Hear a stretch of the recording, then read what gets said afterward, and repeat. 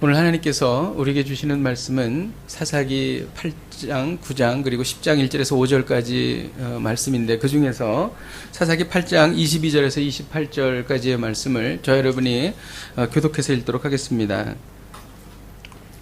그때 이스라엘 사람들이 기드온에게 이르되, 당신이 우리를 미디안의 손에서 구원하셨으니 당신과 당신의 아들과 당신의 손자가 우리를 다스리소서 하는지라. 기드온이 그들에게 이르되, 내가 너희를 다스리지 아니하겠고 나의 아들도 너희를 다스리지 아니할 것이요 여호와께서 너희를 다스리시리라 하니라. 기드온이 또 그들에게 이르되, 내가 너희에게 요청할 일이 있으니 너희는 각기 탈취한 귀고리를 내게 줄지라 하였으니, 이는 그들이 이스마엘 사람들이므로 금고리가 있었습니다. 우리가 대답하되, 우리가 즐거이 드리리이다 하고 겉옷을 펴고 그 가운데 던지니, 기드온이 요청한 금 귀고리의 무게가 금 1700세겔이요 그 외에 또 초승달 장식들과 폐물과 미디안의 왕들이 입었던 자색 의복과 또 그 외에 그들의 낙타 목에 둘렀던 사슬이 있었더라.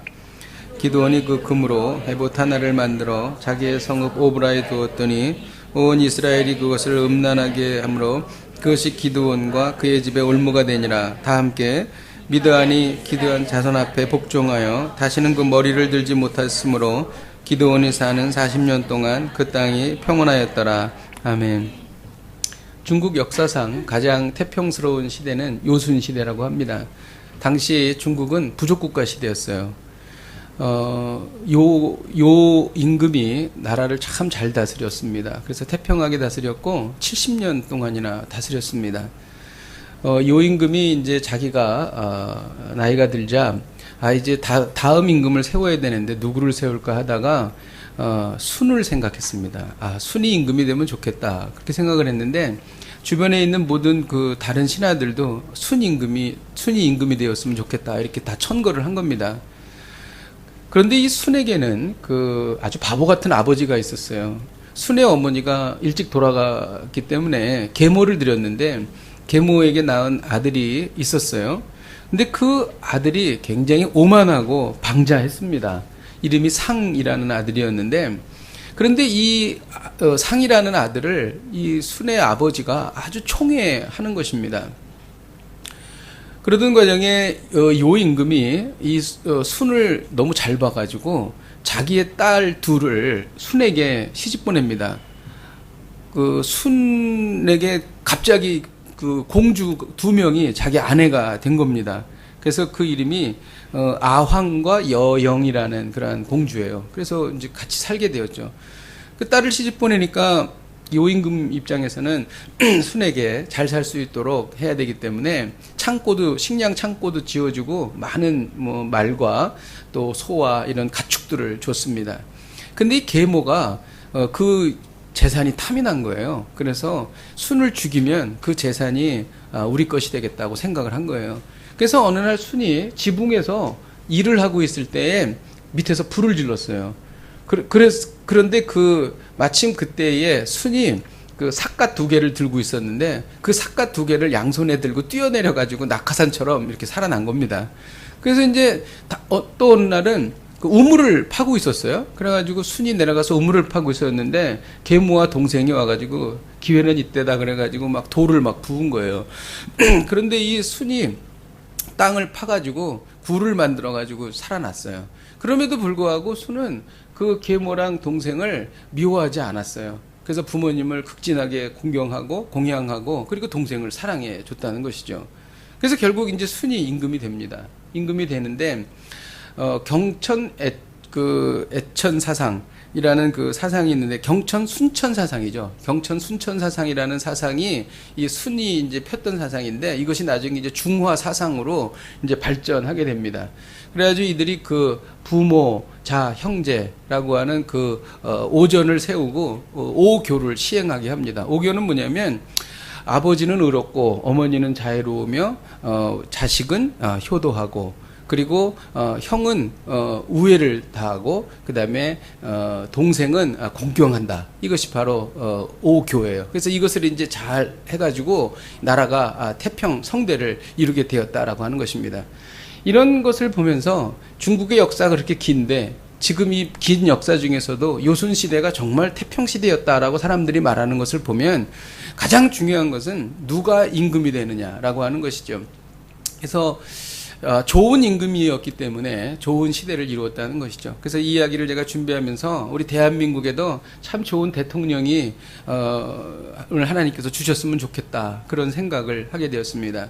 오늘 말씀은 상당히 길어요. 그래서 8장, 사실 그 사사기에 기드온의 이야기가 길게 나오지 않습니까? 6장, 7장, 8장, 9장이 다 기드온의 이야기인데 그 중에서 8장과 9장 이야기를 하고 그 다음에 또 10장 1절에서 5절까지 이야기가 오늘의 이야기인 것입니다. 이 긴 이야기를 보면은 그 어떤 내용이 있냐면 에브라임이 기드온에게 이제 그 불평합니다. 왜 우리를 부르지 않았는가? 왜 싸우러 나아갈 때, 미디안과 싸우러 나아갈 때 우리를 부르지 않았는가? 그런 이야기를 이제 하게 됩니다. 그리고 이제 사실은 근데 그 이야기는 기드온이 하나님의 말씀을 순종했기 때문에 그런 거거든요. 300명을 데리고 싸웠기 때문에 그런 것이죠. 그리고 나서 이제 기드온이 승리를 하죠. 근데 기드온이 그 다음에 잘못된 길로 가게 됩니다. 그 금기고기를 막 걷기도 하고 또 많은 처와 첩을 둬가지고 자식을 70명이나 낳게 되는 그런 일들이 있게 되죠. 그리고 이제 기드온은 죽게 돼요. 그리고 나서 기드온의 그 첩의 자식인 아비멜렉이 그 기드온의 아들인 70명을 다 죽여버립니다. 그리고 이제 자기가 세겜 땅에 이제 왕이 되는 그런 사건이 있습니다. 그리고 이제 세겜과 또 아비멜렉이 결국은 하나님의 심판을 받게 되고, 그리고 이제 마지막 부분이 뭐냐면은 돌라와 야일의 이야기예요. 그래서 돌라가 이스라엘 사사가 되었고 또 야일이 이스라엘 사사가 되었다라고 하는 이야기로 이제 끝나게 됩니다. 이 긴 이야기에서 우리가 보게 될 때에 긴 이야기의 축을 이루는 핵심적인 내용은 뭐냐면 왕에 대한 이야기입니다. 왕. 그러니까 그 중간에 이런 이야기가 나와요. 기드온에게 그 이스라엘 백성들이 당신이 미디안 13만 5천 명을 물리쳤기 때문에 당신이 우리의 왕이 되어달라, 이렇게 이야기를 합니다. 그러니까 기드온이 하는 이야기가 나도 너희에게 왕이 되지 않을 거고 나의 아들도 너희를 다스리지 않을 거고 오직 하나님이 너희를 다스릴 것이다. 아주 정말 정확한, 아주 훌륭한 이야기를 하게 되죠. 근데 정말 그래요. 기드온은 진심으로 하나님을 왕으로 섬겼죠. 그래서 이 이야기를 그 전에 보게 되면은 그 정탐을 하러 밤에 내려가지 않습니까? 그때 그 미디안 군사들이 이제 서로 이야기를 하는 거예요. 떡덩어리 하나가 굴러와가지고 미디안 장막을 쳐서 무너졌다. 이것은 기드온이 이긴다라고 하는 그런 징표다. 이 이야기를 딱 이제 그 장막 뒤에서 듣습니다. 그리고 나서 기드온은 확신을 하죠. 나는 승리할 수 있다. 나는 이길 수 있다. 하나님께서 나에게 승리를 주셨다. 이 큰 기쁨을 얻고 나서 뭐라고 하냐면 사사기 7장 15절을 같이 읽겠습니다. 사사기 7장 15절 시작. 기드온이 그 꿈과 해몽하는 말을 듣고 경배하며 이스라엘 진영으로 돌아와 이르되 일어나라, 여호와께서 미디안과 그 모든 진영을 너희 손에 넘겨주셨느니라 하고, 그 이야기를 듣고 너무 기뻐서 일어나 하나님께 경배를 하는 것입니다. 이 경배를 했다는 것은 하나님만이 나의 왕이십니다. 하나님만이 나의 모든 것입니다. 하나님만이 나의 구원자이십니다. 라는 그러한 고백인 것입니다. 그래서 그 당시에 기드온은 정말 여호와만을 자신의 왕으로 모셨다는 거예요. 그리고 승리했다는 것입니다. 거기까지입니다. 그리고 기드온은 변질되기 시작하죠. 그래서 기드온은 자기가 미디안과의 승리한 후에 미디안 군사들이 갖고 있었던 금귀고리를 달라 그럽니다. 금부치들을 달라 그래요. 그것을 다 모아가지고 지금으로 말하면 한 20kg 정도 되는 그런 아주 많은 금을 모아서 그걸 가지고 에봇으로 만듭니다. 그리고 이 에봇은 하나님의 뜻을 묻는 그러한 것이었거든요. 그리고 에봇은 제사장이 입는 옷입니다. 근데 이것이 결국은 이스라엘 사람들의 올무가 돼서 그들이 우상 숭배하게 되는 결과를 가져온 것이죠.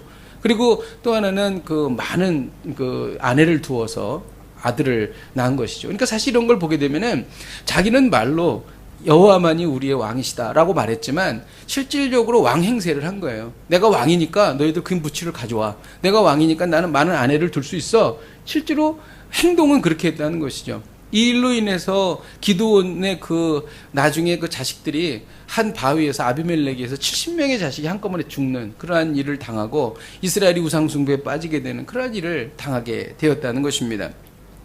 이 모든 것의 원인이 무엇인가? 하나님을 왕으로 삼지 않았기 때문에 이 일이 시작된 거예요. 하나님을 왕으로 삼을 때에는 13만 5천 명의 미디안 군사를 300명이 이겼어요. 근데 하나님을 왕으로 삼지 않게 되니까 그 불행이 시작됐다라고 하는 것입니다. 오늘의 메시지는 왕이 되지 말고 하나님을 왕으로 모시라는 것입니다. 만일 우리가 이것만 지킬 수 있다면 여러분, 우리의 인생은 하나님께서 책임져 주십니다. 우리가 하나님을 왕으로 모시지 않으면 그때부터 불행이 시작되는 것입니다. 이 이야기를 오늘 나누기를 원하는 것입니다. 그런데 오늘 이 이야기에 보면 기드온이 40년 동안 그 기드온이 다스릴 때 평화를 누렸다라고 성경에 기록되고 있어요. 그런데 하나님이 평화를 주시긴 주셨지만 기드온은 이미 하나님을 왕으로 모시지 않고 자신 스스로가 왕이 되었거든요. 그러니까 그 평화로운 시절이긴 하지만 앞으로 올 불행을 예고하는 시간입니다. 그러니까 평화롭긴 하지만 뭔가 알 수 없는 그 불안한 긴장감이 있는 시기, 이것이 바로 기드온의 시대였다고 하는 것이죠. 혹시 여러분의 시대가 그런 시대가 아닌가요? 그런 시간을 보내고 있지는 않은가요? 우리가 하나님께 은혜를 누려서 은혜 받아서 하나님께서 평탄함을 주시고 우리에게 좋은 환경을 주셨는데 실질적으로 나는 하나님을 왕으로 모시지 않고 살고 있기 때문에 앞으로 올 어떤 그 불안과 두려움이 있는 어떤 긴장감 속에서 우리가 살고 있는 그러한 모습은 아닌가, 그런 생각을 우리가 하게 됩니다. 우리가 경계해야 될 것은 뭐냐면 자신이 왕이 되는 것입니다. 그래서 이 긴 이야기가 결국은 어떤 타이밍에 내가 왕이 되는가를 우리에게 알려주고 있다는 것이죠. 여러분, 교만이 나를 왕으로 만듭니다. 교만이. 사사기 8장 1절을 읽겠습니다. 시작.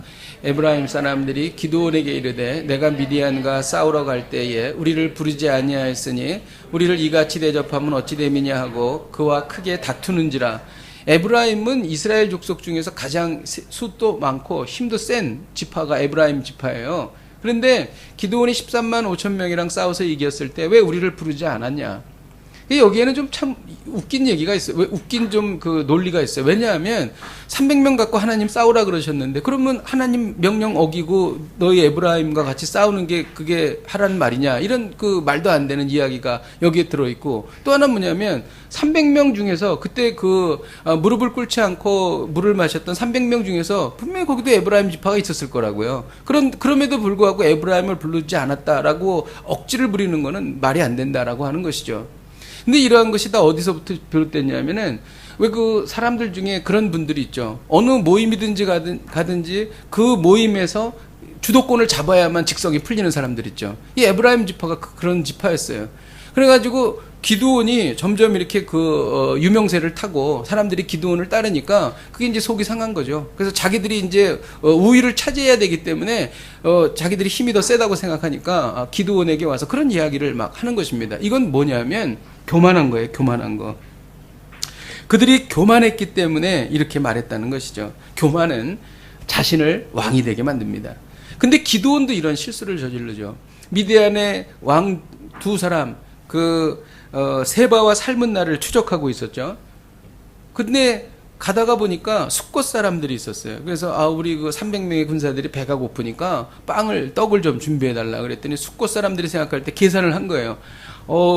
300명과 그 미디안의 군사 13만 5천 명 중에서 12만 명은 죽었고 15,000명 데리고 세바와 살문나가 도망간 거거든요. 근데 15,000명과 300명은 상대가 안 되잖아요. 그러니까 미디안이 더 세다고 생각하고 너 세바와 살문나를 잡았냐?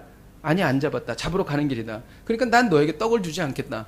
왜냐하면 나중에 이 떡을 준 일로 인해서 세바와 살문나가 자기들을 죽일 수도 있으니까 우린 그렇게 할 수 없다. 이렇게 말한 것이죠.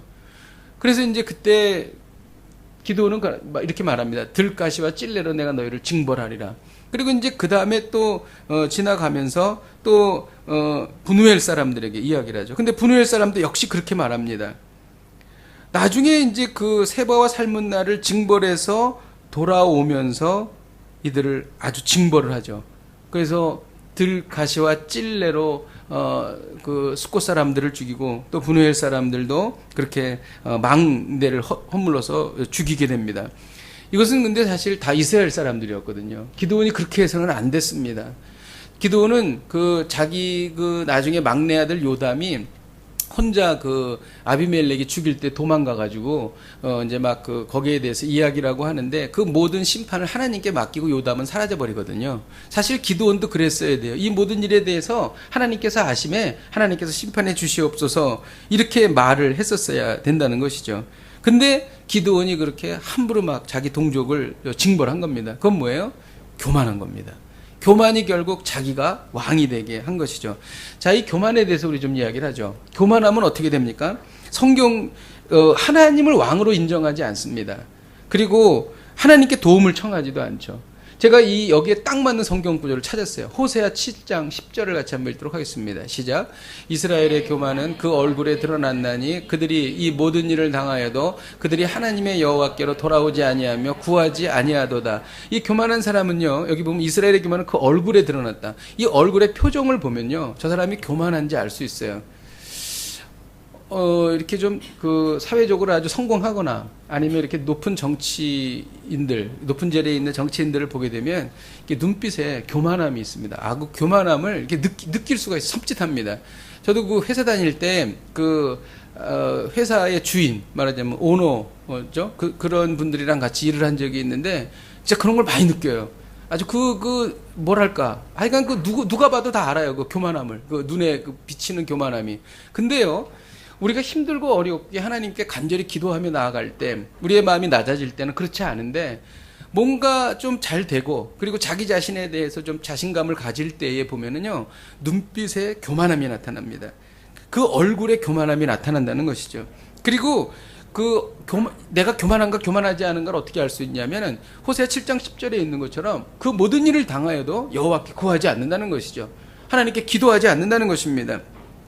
저는 제가 기도하지 않는 건요, 제가 좀 영성이 좀 다운돼서 그런 거고요. 제가 기도하지 않는 것은 게을러서 기도하지 않는 거예요. 아니요, 교만해서 기도하지 않는 거예요. 성경은 그렇게 말하고 있습니다. 하나님께 나아가서 하나님께 구하지 않으면 더 어려워지는 거예요. 그런데 그래도 안 나와요. 주변에서 말을 해도 듣지 않습니다. 이 교만한 사람은요, 자기가 교만한지 몰라요. 그리고 다른 사람이 당신 그렇게 하면 안 된다라고 얘기를 하면 화를 냅니다. 그리고 그것을 인정하지 않아요. 그러면서 끊임없이 계속 반복하는 건 뭐냐면 하나님께 구하지 않는다는 것입니다. 여러분, 하나님께 구하지 않으면 교만한 거예요. 교만 때문에 저는 정말 저도 설교 잘 못하겠습니다. 저도. 왜 못하겠냐면 교만한 게 너무 많고 교만하기 때문에 너무 어려움을 당하는데 이 교만함을 얘기할 수도 없고 얘기한다고 듣지도 않고 얘기를 해서 이해도 안 되고 하니까 어떻게 할 수가 없는 겁니다. 저도. 예. 제가 교만한지도 모르겠어요. 예. 정말 어떻게 할 수가 없습니다. 이건 하나님께서 우리를 깨닫게 해주셔야 돼요. 어느 날 거울을 봤는데 내 눈빛에 내 얼굴에 교만함이 있었다. 그리고 그것이 너무 몸서리치고 정말 그 두려움에 빠져서 하나님, 제가 왜 이렇게 되었죠? 제가 이렇게 되지 않도록 해주세요. 라고 간절히 기도하는 하나님의 감동밖에 없는 거예요. 그것밖에 그 사람을 변화시킬 수가 없다는 것이죠. 저는 오늘 이 시간에 저를 포함해서 우리 모두가 이 교만으로부터 벗어나길 주님의 이름으로 축복드립니다. 그 다음에 우리를 왕으로 만드는 건 뭐냐면 성공이 나를 왕으로 만듭니다. 사사기 8장 24절을 같이 한번 읽겠습니다. 시작. 기드온이 또 그들에게 이르되 내가 너희에게 요청할 일이 있으니 너희는 각기 탈취한 금고리를 내게 줄지니라 하였으니 이는 그들이 이스마엘 사람들이므로 금귀고리가 있었습니다.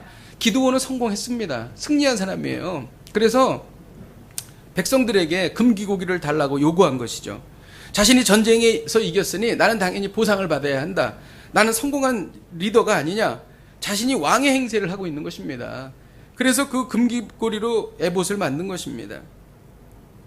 그리고 또 나는 승리한 성공한 리더다. 그렇기 때문에 나는 첩이 많이 있을 수도 있고 아내를 많이 가질 수도 있다.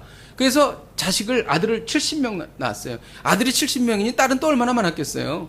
예. 본초에게 낳은 아들만 70명이니 또 첩에게 낳은 아들은 또 얼마나 많았겠어요. 성경에는 아비멜렉 한 명만 나오지만 더 많았을 것입니다. 왜 이렇게 되었는가? 내가 승리했기 때문에, 내가 승리한 성공한 리더이기 때문에 그렇다라고 하는 것이죠. 이렇게 말할 수 있어요. 기드온은요, 성공에 중독된 겁니다. 성공에 중독된 거예요. 어떤 축복이든지 그 축복에는요, 아주 위험한 영적 위험이 도사리고 있어요. 예를 들어 볼까요? 경제적 성공을 취하는 것이 자신의 가치를 입증하는 것이다라고 믿는 사람에게 있어서 가장 위험한 게 뭐냐면, 최악은 직업적으로 성공하는 것입니다. 그러니까 비즈니스를 통해서 내가 나의 가치를 실현한다라고 생각하는 사람의 최악은 뭐냐면 그 비즈니스에서 성공하는 거예요. 왜 그러냐면, 비즈니스에서 성공하기 시작을 하면 어떻게 되냐면은 자기가 내 삶을 지배할 수 있다라고 하는 잘못된 확신을 갖게 돼요. 흔들리지 않는 확신. 더 비즈니스가 잘 되면 잘 될수록 절대로 그것이 흔들리지 않습니다. 왜? 내 삶을 내가 지배할 수 있어 라고 생각하기 때문이죠. 그리고 이러한 성공은 결국 자기로 하여금 더 교만하게 만들게 됩니다. 그리고 이러한 성공은 더 돈의 노예가 되게 만들어요. 참 이상하죠. 돈을 많이 벌면, 어느 정도 벌면 그만둬야 되잖아요. 근데 그게 아니라는 거예요. 더 벌고 싶고 더 많은 것을 갖고 싶게 되고, 그러다 보니까 더 돈의 노예가 되게 된다는 것입니다. 최악이죠. 예. 자, 기드온을 한번 생각해 보시죠. 기드온이 숫곳 사람들과 브누엘 사람들이 박해하고 멸시할 때 기드온이 더 위험했습니까? 영적으로? 아니면 그가 미디안과의 전쟁에서 승리했을 때가 더 위험했습니까? 승리했을 때가 더 위험했죠. 만일 기드온이 승리하지 않았다면 기드온은 그냥, 물론 승리한 리더는 안 됐지만은 그는 두려움에 떨면서 겸손한 사람이 되었을 거예요. 왜냐하면 자기가 자기 지파 중에서 가장 작은 지파의 집안이고 그 집안 중에서도 가장 작은 자가 나다, 그렇게 얘기하던 기드온이었거든요. 근데 이제 완전히 바뀌었다는 것이죠. 성공의 독버섯을 먹은 것이죠. 우리 교회 성도분들은요, 최소한 이 땅, 척박한 땅에서 어느 정도 자리를 잡으신 분들이에요.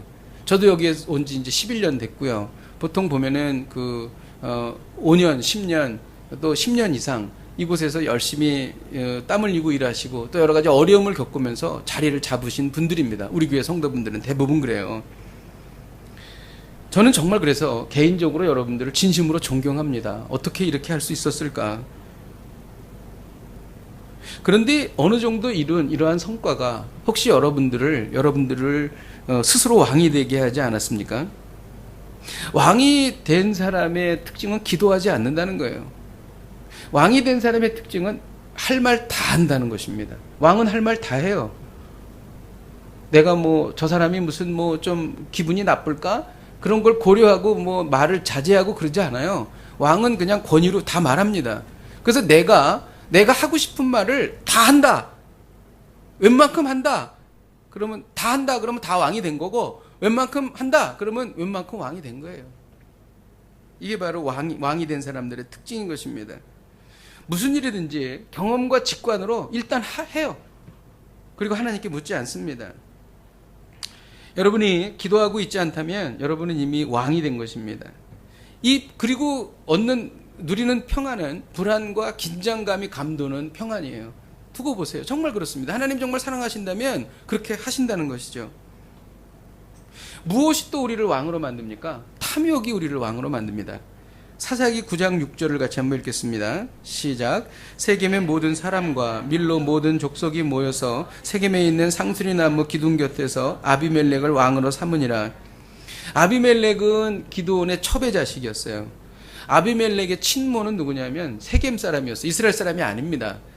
그래서 이 아비멜렉이 가만히 생각해 보니까 자기가 왕이 되고 싶은데 세력을 얻어야 되잖아요. 그래가지고 세겜 땅으로 간 것입니다. 그래가지고 세겜 땅에 있는 사람들한테 말한 것이죠. 나는 여러분들의 피부치입니다.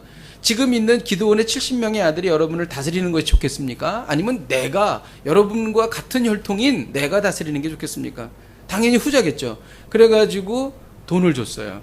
그 돈을 가지고 비류, 그러니까 이제 말하자면 이렇게 폭력배라고 할까요? 이런 사람들을 샀어요. 그래가지고 데리고 다시 기드온의 고향으로 간 겁니다. 그리고 나서 70명의 아들을 다 불러다가 한 바위에서 다 쳐 죽입니다. 이게 아비멜렉이에요. 하나님께서는 이 악행을 심판하셨습니다. 세겜 사람도 심판하고 아비멜렉도 심판했어요. 세겜 사람을 심판한 거는 뭐냐면 기드온을 그 위대한 승리를 주고 자기들에게 평안을 준 기드온을 잘 대해주지 않았고 대접하지 않은 것들, 그리고 아비멜렉을 통해서 기드온의 아들을 죽이게 한 것들이 잘못된 죄악이고, 아비멜렉은 실제로 그 일을 행했잖아요. 그래서 어떻게 이들을 심판하시냐면은 세겜 사람들과 아비멜렉의 틈을 냅니다. 그래가지고 서로 이제 갈등을 하게 해서 아비멜렉이 세겜 사람들을 다 죽이게 해요. 그리고 아비멜렉은 나중에 이제 그러한 그 세겜 사람들을 징벌하는 과정에서 어떤 여인이 던진 돌짝에 맞아가지고 두개골이 깨집니다. 그래서 거기서 이제 죽게 되죠. 우리는 이런 것을 통해서 어떤 것을 생각하냐면은 하나님의 현재적 심판이라는 것을 생각하게 됩니다. 하나님께서는 마지막 심판 때에 우리의 그 모든 사람들의 죄를 심판하셔서 하시는 것이지만, 그뿐 아니라 우리가 살아가는 이 땅에서도 현재적으로 심판한다는 것입니다. 그래서 제가 생각을 해봤어요. 성경에 나타난 하나님의 현재적 심판이 많은가, 그렇지 않은 게 많은가. 현재적 심판이 훨씬 많더라고요. 이세벨도 그렇게 죽었고, 하여간 아나니아와 삽비라, 신약 성서에 나오는 어떤 그 성경에 기록된 그러한 것에 대해서 현재적 심판이 훨씬 더 많다는 거죠. 그래서 우리는 이 부분을 잘 한번 기억을 해야 됩니다. 하나님의 현재적 심판의 특징은 뭐냐면요, 소리 없이 다가온다는 거예요. 아비멜렉이 자기가 왕이 돼가지고 70명 죽이고 말이죠. 그래가지고 자기가 기뻐하는 것 같았지만, 그때의 성경은 뭐라 그러냐면 하나님께서는 악한 영을 보내시니라. 정확히 말하면 하나님께서 악한 영이 역사하는 것을 허용하시니라. 그렇게 되는 것이죠. 그러니까 악한 영이 이미 움직여서 아비멜렉과 세겜 사람들을 심판하기 위한 일은 이미 시작되고 있는데, 아비멜렉은 잔치를 벌이고 있는 것입니다. 하나님의 현재적 심판은 보이지 않는 게 나타난다라고 하는 것이죠. 임한다라고 하는 것입니다. 그리고 하나님의 현재적 심판은 기다림 후에 임한다라고 하는 것이죠. 요담이 이제 저주를 했죠. 아비멜렉이 자기 형제 정확히 69명을 죽였어요. 70명의 아들 중에서 요담만 살아났기 때문에 69명을 죽였는데, 그리고 나서 요담이 이야기를 하죠. 그래서 포도나무 이야기도 하고 감람나무 이야기도 하면서 쭉 이야기를 하는데, 그 이야기를 하면서 이 일은 하나님께서 심판하시리라 이렇게 하고 하나님께 모든 심판을 맡기고 그는 도망가 버려요. 근데 그 심판이 이루어지는데, 세겜에서 아비멜렉이 3년 동안 왕 노릇을 했는데, 그 3년 동안의 기간의 기다림, 아마 요담의 입장에서는 굉장히 길었을 겁니다. 근데 그 기다림 후에 세겜 사람들도 아주 정말 그야말로 불에 타 죽게 되고, 그 다음에 아비멜렉도 머리가 돌에 맞아서 죽게 되는 그러한 일이 있었다는 것이죠. 기다림 후에 하나님의 현재적 심판은 있다, 그런 얘기입니다. 그래서 어떤 일이 있을 때에 저 사람은 왜 저런 악한 일을 하는데 심판이 임하지 않을까? 기다림 후에 하나님의 때에 심판이 이루어진다는 것입니다. 물론 현재적 심판이 일어나지 않을 수도 있어요. 근데 많이 일어납니다. 많이 일어나요. 그리고 하나님의 현재적 심판의 특징은 뭐냐면 죄의 결과로 인해서 임한다는 거예요. 죄의 결과. 그러니까 세겜 사람들도 아비멜렉을 통해서 기드온의 자식을 죽이는 그러한 죄를 졌고, 또 이스라엘을 배반한 그러한 죄를 졌고 그랬죠. 아비멜렉도 그 끔찍한 죄들을 저질렀죠. 이러한 죄의 결과에 의해서 하나님께서 심판하신다는 것입니다. 결국 이 모든 것이 어디로부터 비롯됐냐면 아비멜렉의 탐욕으로부터 비롯된 것입니다. 이 탐욕이 결국 아비멜렉을 왕으로 만들었고, 결국 스스로 왕이 된 아비멜렉은 그렇게 심판을 받게 되었다라고 하는 것입니다. 자, 우리는 내가 왕이 되지 않으려면 어떻게 해야 되는가를 우리는 생각해야 됩니다. 성경은 분명히 말하고 있어요. 에베소서 2장 8절에서 10절을 같이 한번 읽도록 하겠습니다. 시작.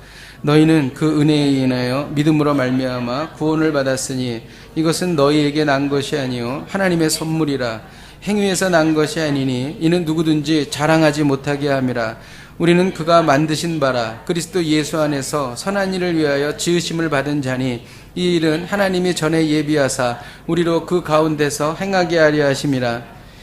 너희는 그 은혜로 말미암아 믿음으로 말미암아 구원을 받았는데, 이 구원은 너희가 노력해서 한 것이 아니라 전적인 하나님의 선물이다, 이런 얘기입니다. 우리가 구원받은 것은 하나님의 선물인 거예요.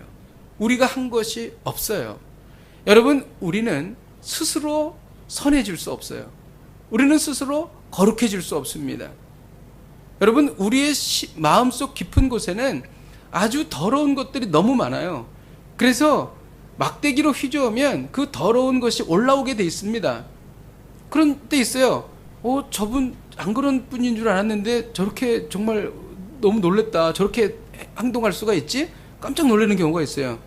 놀라지 마세요. 우리도 그래요. 우리도 어떠한 순간이 되면 그게 올라와가지고 속에 있는 더러운 게 그냥 다 올라오게 돼 있어요. 그거를 우리가 깨끗하게 정화할 수 없습니다.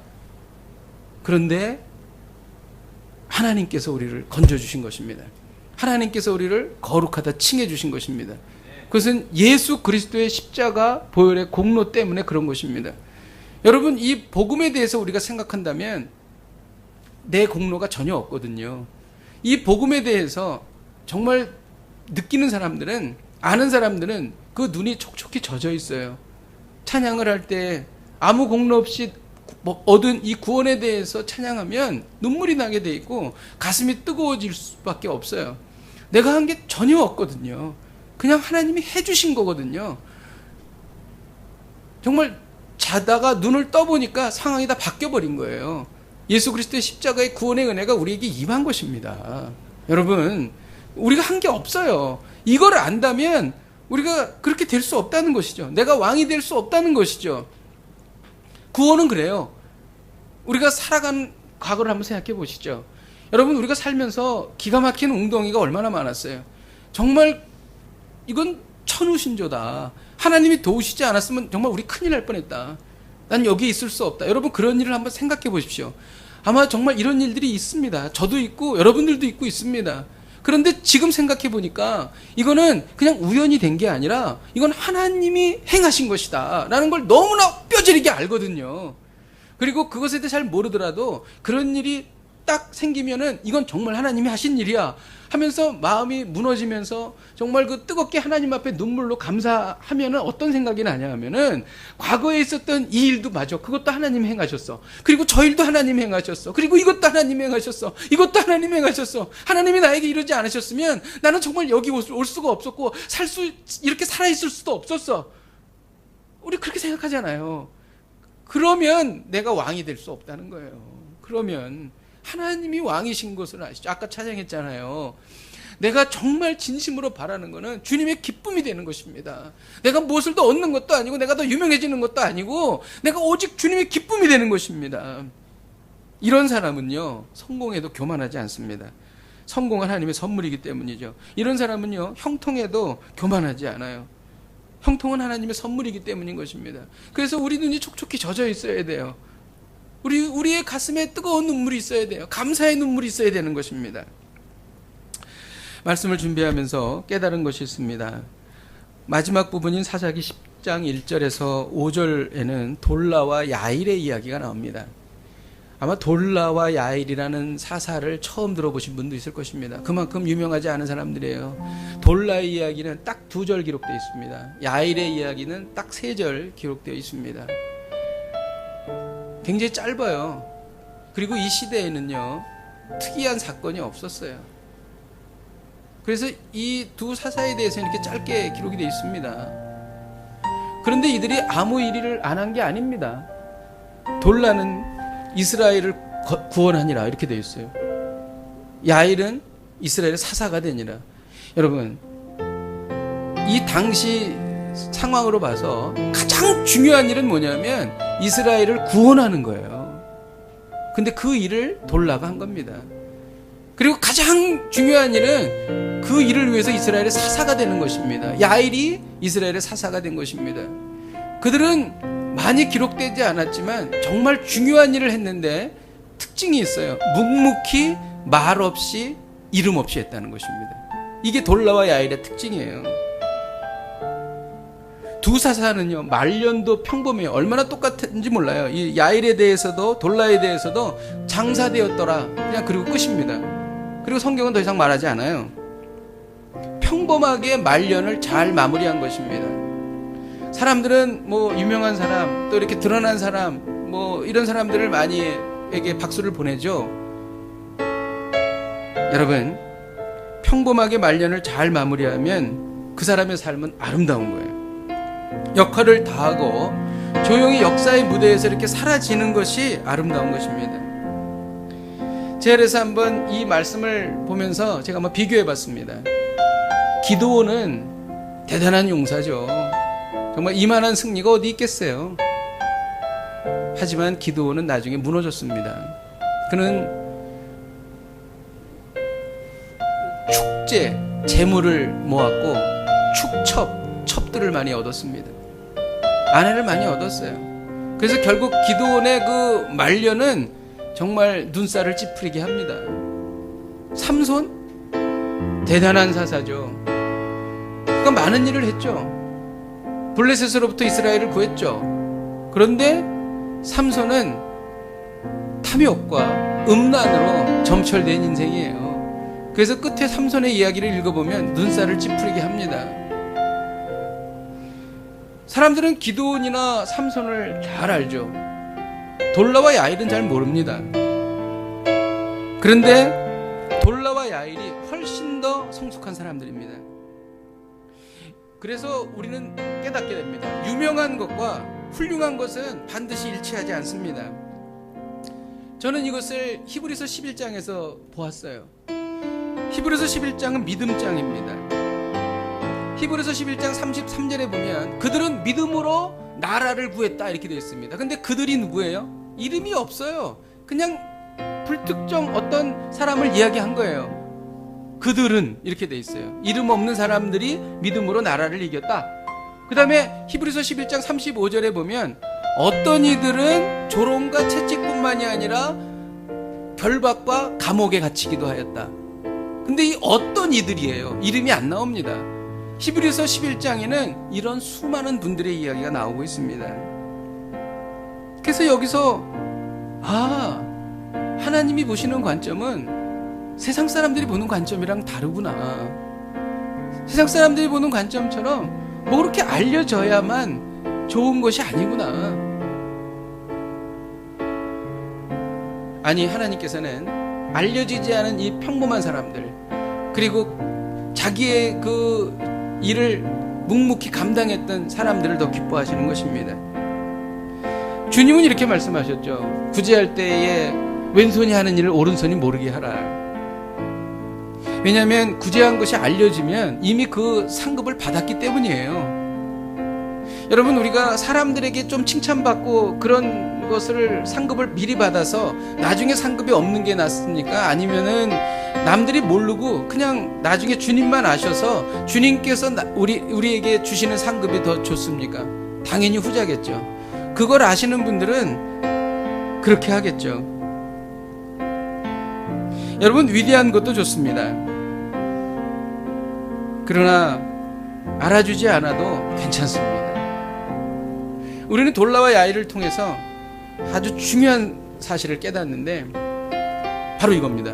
하나님만 아시면 된다. 굳이 말할 필요 없어요. 굳이 알릴 필요 없어요. 하나님만 아시면 된 겁니다. 할렐루야.